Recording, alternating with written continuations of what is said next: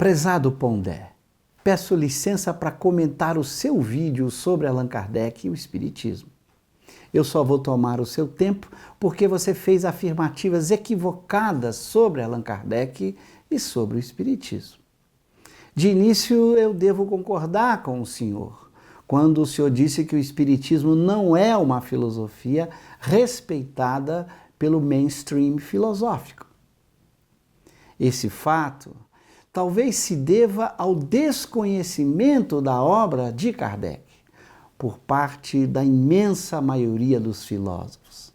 Com certeza, muitos filósofos ouviram falar sobre o Espiritismo, mas poucos se deram ao trabalho de estudá-lo. Muitos comentários de alguns pensadores respeitáveis do meio acadêmico ou filosófico demonstram um completo desconhecimento da obra de Allan Kardec. Falam, emitem suas opiniões sobre o Espiritismo, mas sem conhecimento de causa, sem de fato terem estudado as obras fundamentais escritas por Allan Kardec. O senhor afirma que o Espiritismo não é considerado uma filosofia consistente. Mas quem provou tal afirmativa? Filósofos, cientistas que estudaram a obra de Kardec? Para se provar que uma doutrina não é consistente, pelo menos no sentido lógico da palavra consistente, seria preciso mostrar suas contradições. Como fazer tal demonstração sem um estudo aprofundado das obras fundamentais de Kardec? Desconheço tal autor que tenha estudado com profundidade a obra de Kardec e tenha demonstrado suas contradições. Caso o senhor conheça alguém, eu ficaria muito feliz em ler seus trabalhos, pois afinal eu também busco a verdade e não sou dogmático. Disse o senhor que Allan Kardec era positivista. Sinceramente, tive dificuldade de entender o que o senhor quis dizer. Certamente não foi no sentido de Kardec seguir algo análogo ao sistema de Augusto Comte, pois já que Kardec propõe uma ciência do espírito, o positivismo certamente não aceitaria a sua proposta. Imagino que talvez o senhor quisesse dizer que Kardec adotou uma visão positivista ultrapassada de ciência, visão que já não corresponde mais ao pensamento dominante atual na filosofia da ciência. Se for isso, há um grande equívoco de sua parte. A obra de Kardec apresenta uma concepção de ciência muito além da concepção do século XIX. Sua concepção está muito mais próxima das concepções atuais propostas pela filosofia da ciência nos dias de hoje. Claro, só poderão concluir isso aqueles que se derem ao trabalho de examiná-la do ponto de vista da filosofia da ciência. Devo afirmar, no entanto, que Allan Kardec era um homem positivo, no sentido de saber fazer um uso rigoroso da razão, apoiada nos fatos. O senhor questiona o caráter científico do Espiritismo. Imagino que o senhor ou alguém tenha estudado com profundidade a teoria proposta por Kardec e tenha concluído que o Espiritismo não é uma ciência, ou então que se tenha demonstrado que seja impossível construir uma ciência do espírito. Posso dizer duas coisas a respeito. Primeiro, não conheço nenhum autor que tenha estudado com profundidade a obra de Kardec e tenha provado que ali não se encontra uma genuína ciência. Claro, em algum sentido aceitável do que seja ciência. Caso o senhor conheça alguém, eu adoraria examinar seus argumentos.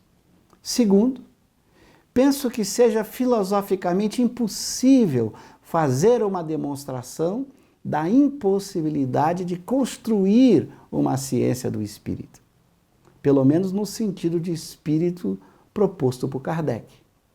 Não adianta citar o trabalho extraordinário de Kant em sua crítica da razão pura, Espírito para Kardec, não é a mesma coisa que alma para Kant. O Senhor pede que os espíritas provem de uma vez por todas, diante de um grupo de pesquisa, de céticos, que existe essa coisa chamada de reencarnação. Como o senhor deve saber, nenhum princípio de uma ciência pode ser provado isoladamente. Toda lei científica tem seu significado estabelecido dentro do contexto da ciência que a formula. Para se provar algo como uma lei da reencarnação, é preciso estabelecer antes muitos outros conceitos com suas respectivas leis. Por exemplo, é preciso dizer antes o que reencarna, de que forma se dá tal reencarnação, como se pode constatar experimentalmente o fenômeno e muitas outras coisas. É sempre a teoria que serve de base para qualquer demonstração lógica ou experimental. Para se fazer alguma experiência que possa servir como demonstração do poder explicativo e preditivo de uma ciência, sempre é preciso examinar a teoria de forma ampla, com todos os seus princípios e principais consequências.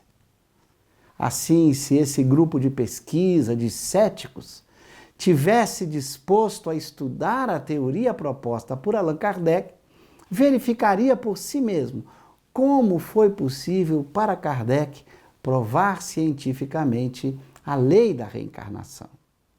Mas o senhor pede o impossível, provar uma lei científica sem se estudar a teoria científica em que ela aparece. Experimente pedir a um físico que prove a lei da gravitação universal de Newton para quem não conhece a teoria mecânica de Newton. Isto é impossível, pois os próprios termos que aparecem na lei da gravitação só são adequadamente compreensíveis no contexto da mecânica de Newton. O senhor afirma que a teoria de que o espírito está em eterna evolução não resolve tudo e não explica nada. De novo, o senhor comete o mesmo equívoco. Quer examinar uma suposta lei espírita fora do contexto da teoria que a formula. Quer discutir uma lei de uma dada teoria utilizando os significados do senso comum e não buscando o significado próprio dado no interior da teoria. As leis sobre o progresso dos espíritos, segundo o Espiritismo, só são devidamente compreendidas e justificadas no contexto da própria ciência espírita. E se o senhor as estudasse, verificaria que essas leis não resolvem tudo, mas explicam algumas coisas. As frases citadas pelo Senhor, a ideia de que o espírito seja uma energia e que energia é luz, nunca seriam ditas por Allan Kardec. Pois essas frases apresentam uma confusão de categorias que Kardec nunca cometeria. Elas confundem duas categorias distintas, o ser com as propriedades do ser. Energia é uma propriedade expressa matematicamente de certos tipos de fenômenos físicos. Luz e espírito são fenômenos físicos observáveis, não são propriedades. A não ser, é claro, que o senhor esteja usando essas palavras num sentido muito diferente daquele empregado na física ou no espiritismo. Neste caso, caberia ao senhor apresentar as suas próprias definições. Quanto ao restante de sua apresentação sobre memória e luz, os comentários anteriores também se aplicariam. Por isso não vou repeti-los aqui. Nada do que o senhor disse é espiritismo, nem serve de argumentos contra as propostas espíritas. Sobre o seu comentário acerca da criação por Deus de espíritos inteligentes e imateriais ou a velha história de almas imortais, este comentário serve apenas para demonstrar como o senhor desconhece o espiritismo. E é claro, até pode passar a impressão, para um ouvinte inexperiente de que o senhor esteja propondo que velhas ideias nunca podem ser verdadeiras. Como se não pudéssemos aprender com o passado. Certamente não foi o que o senhor quis dizer, pois como um bom filósofo, o senhor sabe o quanto ainda aprendemos, por exemplo, com Platão e Aristóteles. Quanto ao desejo de certos espíritas de que o espiritismo seja uma filosofia que faça parte da filosofia mainstream, não me parece tão fora da realidade como o senhor afirma. Na verdade, esse desejo aconteceria facilmente. Bastaria que filósofos praticassem com o espiritismo aquilo que pregam e praticam com a produção intelectual de outros grandes pensadores. Bastaria que estudassem com seriedade e sem preconceitos as obras de Allan Kardec. O senhor veria que a obra de Kardec fala por si mesmo. Os espíritas, como os filósofos, leem muito, mas não ficam apenas lendo livros. Estudam, pesquisam, fazem experiências para verificar e confirmar a verdade e a utilidade do conhecimento espírita. A sua afirmação de que os espíritos não sabem nada além do que a gente sabe também não é verdadeira. Quem estudar a obra de Kardec vai verificar que nunca tivemos uma teoria sobre o espírito tão bem formulada. E tal formulação só foi possível com o ensinamento dos espíritos. Há muita coisa que os homens não sabiam e que só foram apresentadas na obra de Kardec. Kardec não contém apenas as velhas verdades, mas apresenta novas verdades sobre os espíritos que nunca foram sistematicamente formuladas antes dele. Ao falar do amor e das virtudes, que, claro, são temas antigos, os espíritos e Kardec conseguem justificar por que tais recomendações são fundamentais para uma vida feliz. A justificativa do espiritismo para os mais importantes e consagrados valores humanos é profundamente inovadora. Tais valores são apresentados como consequência lógica da ciência e da filosofia espírita. Não constituem apenas repetições das propostas antigas de grandes homens. É isso que faz de muitos espíritas verdadeiros homens de bem, porque sua confiança nos ensinamentos espíritas decorre de uma compreensão crítica e racional. Não é o resultado de uma fé cega. Quero dizer que você compreendeu bem que o espiritismo não contém rituais, práticas exteriores de adoração, sacerdotes, o que certamente o diferencia das diversas religiões conhecidas no mundo. O interesse do espiritismo não é com as práticas exteriores das religiões, que ele respeita, mas com os fundamentos filosóficos dos vários princípios propostos por elas, tais como a existência de Deus, a sobrevivência da alma e a situação futura da alma após a morte do corpo físico.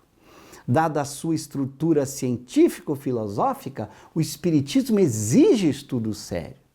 Por isso não se pode aprendê-lo a brincar. É uma doutrina séria e profunda. Talvez por isso possa parecer sem graça para o Senhor. Para concluir, peço licença para ler uma citação de Allan Kardec. Apelo para todos os adversários de boa-fé e os adjuro a que digam se deram ao trabalho de estudar o que criticam.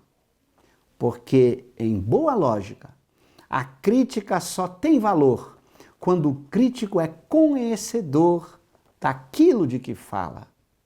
Zombar de uma coisa que se não conhece, que se não sondou com o escalpelo do observador consciencioso, não é criticar, é dar prova de leviandade e triste mostra de falta de critério. Tal crítico, professor, ainda está por aparecer. Muito obrigado pela atenção.